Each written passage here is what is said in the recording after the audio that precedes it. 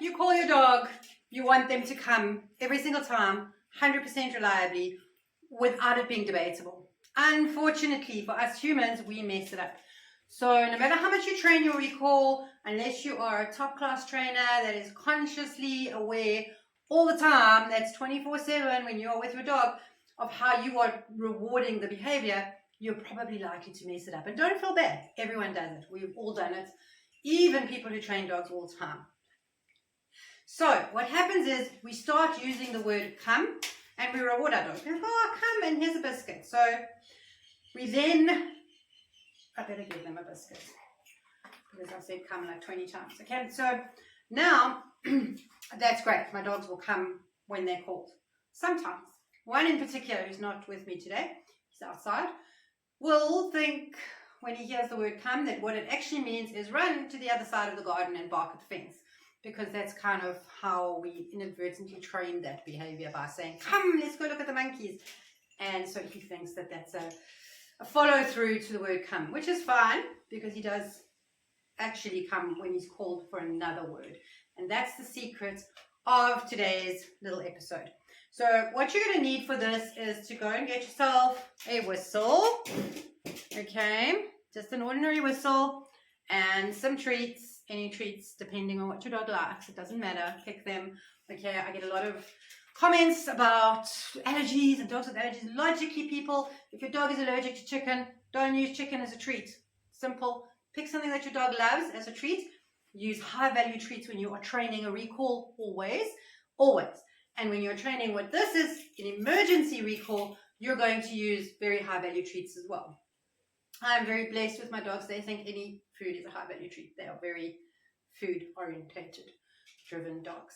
So first of all, let's just look at why your dog won't come when it's called. What have we done? How have we messed that up? We have messed that up by following the recall. So come with something that's not that pleasant. It could be a number of things. The first one is you don't have a reward. So your dog has stopped thinking that it's such a wonderful thing to do, because it is going to be more fun to chase the monkeys than come, because what is he going to get? So they'll be debating whether it's worth coming to you. And that is when you get into the trap of having to go, oh, I need to go and get my biscuits first. All right, and that's adding to the whole queue. You don't want to do that. If you're calling your dog and they're not coming bolting at you full speed, you've messed it up.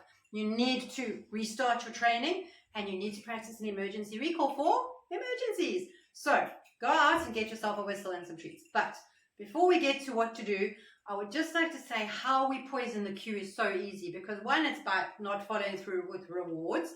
Two, it's by unpleasant consequences to come in. And it doesn't have to be abusive. Some people do cheat their dogs, and they tease them, and they come here and they close the door in their face, or those people are probably not going to watch this video anyway.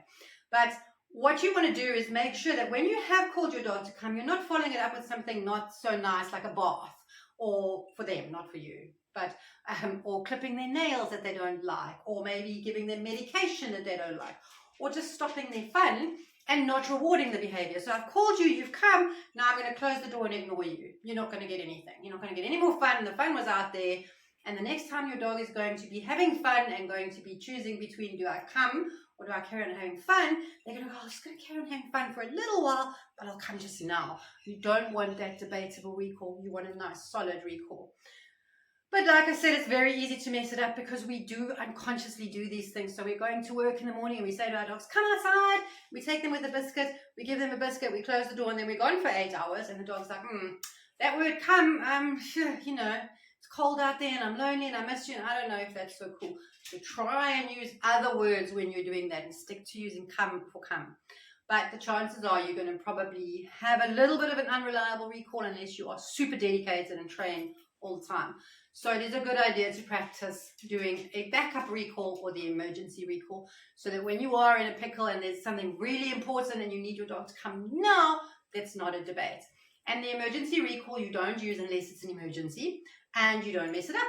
So it's 100% reliable, but you still have to train it, okay? Remember the story of wanting to get abs, which I don't have, but if I did want them and I did have to get them, want to get them, what would I have to do? I'd have to go to gym or get a exercise regime going and practice every single day until I actually got them. They don't just come from buying the ab bender machine.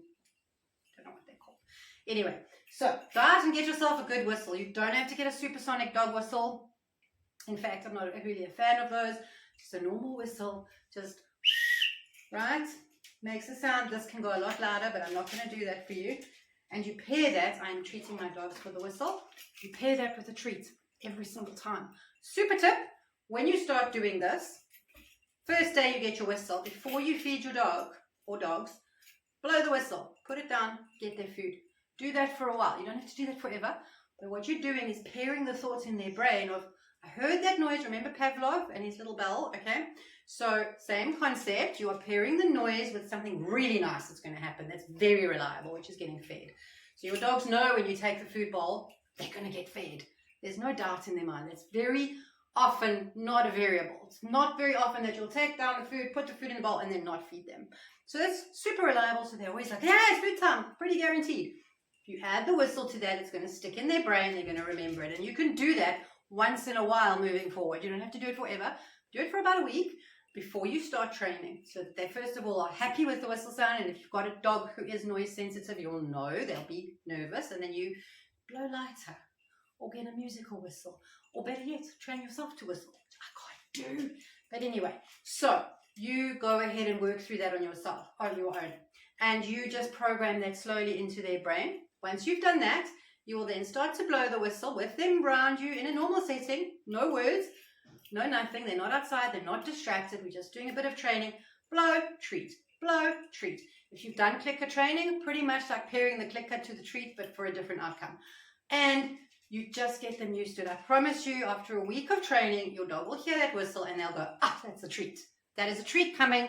It was for my food bowls, now it's for biltong or frozen chicken or whatever it is that you're using. Be safe, be logical. Don't give your dogs food they're allergic to. Don't use foods that are toxic to dogs. Do the research. Get your treat stuff right. So you will then blow the whistle, give your dogs a treat. Blow the whistle, give your dogs a treat. Practice that. Then you can take them outside into the garden where they used to be. Walk around with them. Blow, give your dogs a treat. Blow, give your dogs a treat. Every single time. That is the key. Every time you blow the whistle, they get a treat. It's never a negotiation. You never don't pair the two, except maybe if you're out walking and you do use it as an emergency, then you're not going to. But you're only going to do that once in a while. And I guarantee you, if you program your dog's mind with this little whistle, your dog will come when you blow the whistle every single time. Just don't use it all the time. Keep it for emergencies. It is an emergency recall, okay? It is there as your backup in case your recall doesn't work. So you could come, your dog ignores you, whistle, they'll come. I have never had it fail with my dogs, personally, and they have gotten out of the property after wildlife. They have been chasing monkeys, they have been chasing Dacre, which is a little buck. They have been doing all sorts of other things they shouldn't be doing, and I have used the whistle and it has worked every single time, even sometimes when I haven't been able to see them. So the gates maybe been accidentally left open, and where I stay, it's very wild and open outside, and you know, you just 5 minutes and they're gone in the bush and you can't see them, but it always has worked. So I really trust this. I trained it very well. I believe in it. I think you should too. For your normal recall, we will do another video on actually getting your cum not to be what they call poisoned. So you poison the word cum, poison the cue. You make cum a negotiable experience. You make it a bit of an unreliable outcome from you, the owner. But then let's be real. What can you expect if you are unreliable? How can you expect your dog to be reliable? Anyway, happy practicing. Let me know if you're going to try this and have a lot of fun with it. It's fun. It's not a test.